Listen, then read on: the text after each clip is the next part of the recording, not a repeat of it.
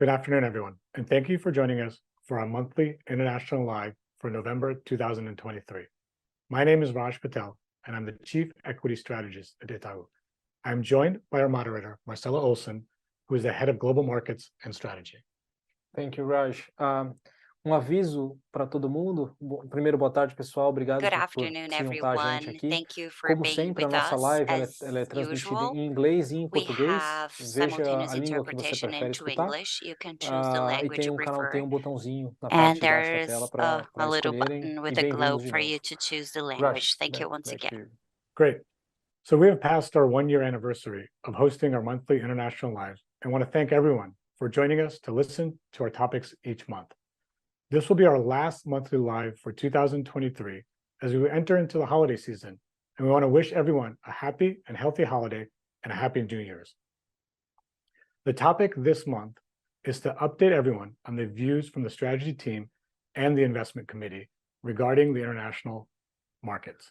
We have invited Alejandro-Estevez Breton and Rodrigo Lopes to join us for our discussion this month, as they are the strategists that are the specialists in U.S. investment grade and emerging market equities where we are overweight. The investment committee meets roughly on a monthly basis, and we'll have one more committee before the year end, and things do change, so always stay tuned, but this is where we stand currently. I'd like to pass it on to Marcelo. Thank you again, Raj. De novo, boa tarde a todo mundo. Obrigado por se juntar. Como o Raj Good falou, afternoon once again. hoje As nosso Raj foco said, our focus escolher today as classes de is ativo to que choose durante the o nosso asset comitê class mensal a gente está com that maior we have convicção discussed during e deep our dive monthly pouquinho meeting.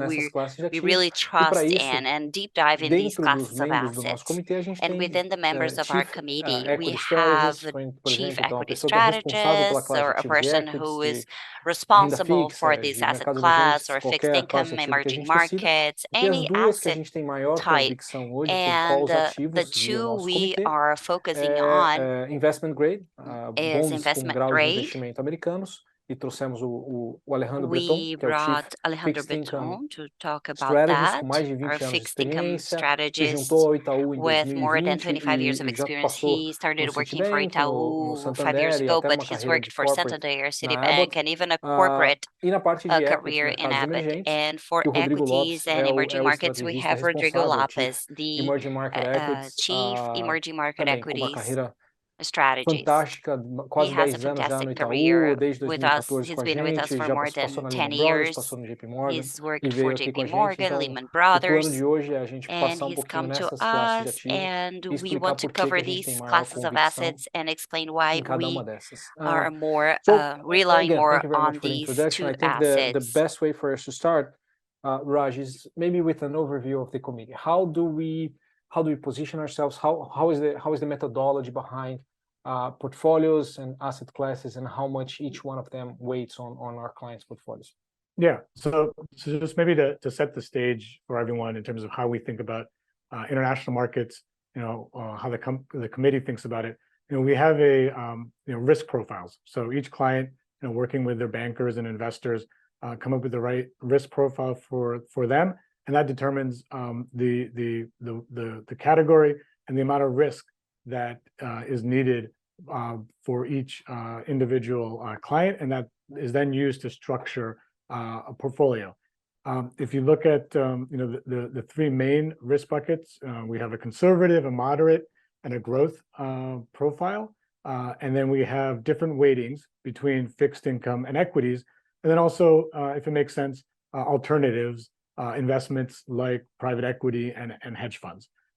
If we look at just the base portfolio, we would have a mix of, let's just say, fixed income equities. If we look at the moderate portfolio as an example, it would have a little bit more than 50% in fixed income.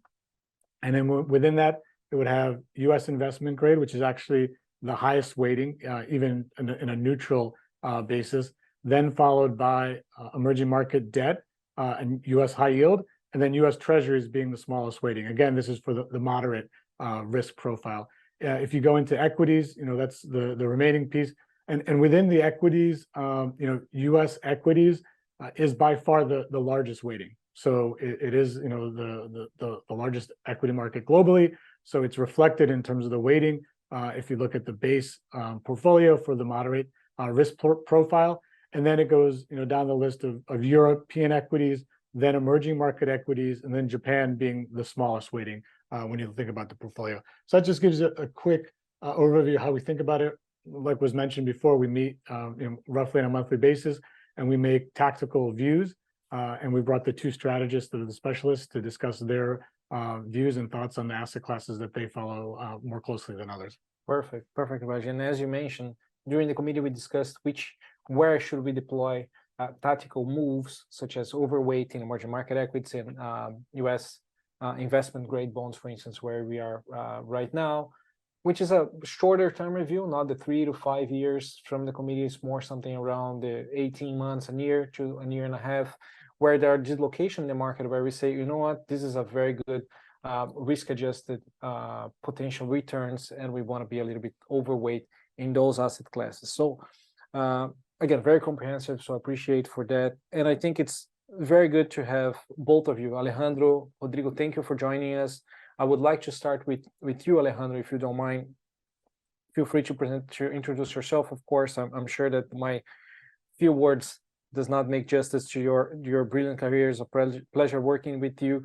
But maybe going over why we like U.S. investment grade bonds, and how do you perceive the market for fixed income as a whole, and the main reasons why we are overweight in this specific asset class.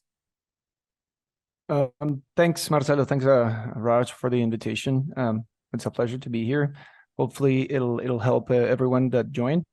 So my background has been macro and fixed income, currencies, and somewhat to commodities. I've done a bit of time in terms of Wall Street and banks as a sell side research, so talking to institutional clients. I did a while of maybe 4 or 5 years in the corporate sector, in a healthcare company. I did a little bit of 2 things there, like pension fund, treasury, and a little bit of also pricing for new products and technology. And now I'm back to financial markets, but on the private side. So it's been interesting. And thanks again for inviting me. So I guess I'll start with, first, broadly speaking, right? Why do we have an overweight in investment grade, right? And I think the first thing is investment grade has main 4 rating buckets, right? So it has BBB, single A, double A, and triple A. More than 90% of all the ratings are distributed between triple B and single A, right? So triple B is the biggest with 47%, and single A is 45%. So essentially, what you would say is the rest is just marginal, right? Triple A, there's almost none, and double A, there's less than 10%. So by definition, investment grade indicates that the ratings are above, let's say, non-investment grade, or what they call junk, right? Which are kind of riskier, where credit defaults are higher, whereas investment grade, defaults historically have been very low, and they're likely to be low going forward just because of the nature or the business models and their capital structure and other things. So that's the first thing. That's kind of the basic segment, let's say, of investment grade in terms of ratings. The second is duration. Duration is defined in years, but it's basically the sensitivity of the price of the bonds to changes in yields or interest rates, right? So it is one of the highest durations in terms of the typical asset classes. If you look at treasuries, high yield, and investment grade has the highest, let's say, duration, right? So it is a bit sensitive, basically because they're good companies. They can issue bonds that are very long, right? The market can absorb that. But the downside is when there's volatility in interest rates, of course, you have some higher sensitivity, right? But it varies depending on the rating, actually. So let's say if you think about double A, it has 10 years. But again, double A is relatively small, right? So the others are substantially lower, let's say, duration, which is probably below 6.5 years, because the whole, let's say, investment grade is 6.9 years, right? So close to 7 years, right? So this is a metric again of sensitivity, right? When yields, treasury yields, think of it, treasury yields move, the price of the investment grade bonds are affected, right? So that's, I won't get into the technicalities. If someone is interested, I guess we can talk about it, but I guess it's a way of measuring this. And the yield overall for investment grade is very attractive, right? If you look at historical comparisons, 5.8 is for the benchmark for the Bloomberg Barclays Index. It's relatively attractive, right? Spreads are not super attractive. Spreads meaning the yields in investment grade compared to treasuries. So the differential, right? Let's say the pickup from treasuries to investment grade is not a record, but the yield itself is very attractive. So I guess stepping back a little bit is why do we like investment grade, right? So yes, we get a pickup compared to treasuries. That's for sure. And I think in general, if you look at the scenarios that we have, there's a little bit of uncertainty, right? Our base case, we can talk about that later, maybe. Our base case is deceleration in economic growth and in inflation, a gradual deceleration where you have some growth still, not a recession. That's the base case. But there could be some other scenarios, right? Where inflation is more stubborn or where you have a recession. And if you look at all those scenarios that are likely, right? We have probabilities for them as an investment committee, but generally speaking, this is the asset class that behaves fairly well under any scenario, right? So if you think about the last few months, it's been pretty challenging, right? So investment grade hasn't performed as good as one would have expected, but it seems the scenario is starting to kind of converge to our base case, right? Which means that in the next few months, let's say 12 to 18 months, it's most likely to perform more in line to what we expect, right? So it's been a bit of a challenging year, certainly, and both treasuries and investment grade have been performing a little bit subpar, certainly. But going forward, given the multiple scenarios that we have and the expectations of those scenarios, investment grade still seems to be the more risk adjusted, let's say, alternative, right, in the fixed income universe. And one of the things that I would like to highlight also is when interest rates peak, specifically the Fed, right? But generally speaking, treasuries, which seems to have happened at let's say the 10-year treasury may have peaked at around 5%. It's unclear if it's a perfect easy peak, right? We'll see if there's going to be volatility. Probably there's going to be some volatility, but the most likely scenario is the Fed is unlikely to hike. If they do, they're going to do maybe one more time if they need to, if inflation turns out to be a little bit more challenging than they expect. But the base case is probably done. And the 10-year seems to have peaked at 5%.